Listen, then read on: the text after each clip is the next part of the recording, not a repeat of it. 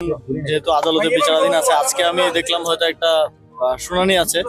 তো আদালতে বিচারাধীন বিষয় নিয়ে কোনো মন্তব্য করা এখন সমীচীন হবে না। দেখা যাক শুনানিতে কি রায় আসে বা কি নির্দেশনা আসে। আর বিগত যে বিষয়টা নিয়ে আন্দোলন চলছে, সেটার যে মামলা ছিল, সেই মামলায় স্থানীয় সরকার বিভাগ পক্ষভুক্ত ছিল না, এবং রায়ও স্থানীয় সরকার বিভাগের প্রতি কোনো নির্দেশনা ছিল না, এটা আপনারা জানেন।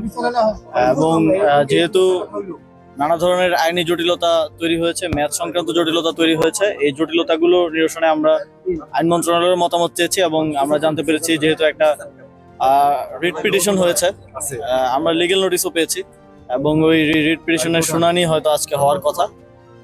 তো এই একদিকে বিচারাধীন, আরেকদিকে যেসব আইনি জটিলতা অ্যারাইজ করেছে, সেগুলোর সমাধান হলে আমরা কোনো একটা সিদ্ধান্ত দিকে যাব। দেখেন, যখন সরকার কাজ করে, সরকার একটা বডি হিসেবে কাজ করে, কেউ ব্যক্তিগতভাবে এখানে কোনো সিদ্ধান্ত নেওয়ার বা করার সুযোগ নেই। বিশেষ করে এই ধরনের বড় ডিসিশন একা ব্যক্তি হিসেবে আমি নিচ্ছি, এটা ভাবার কোনো কারণ নেই।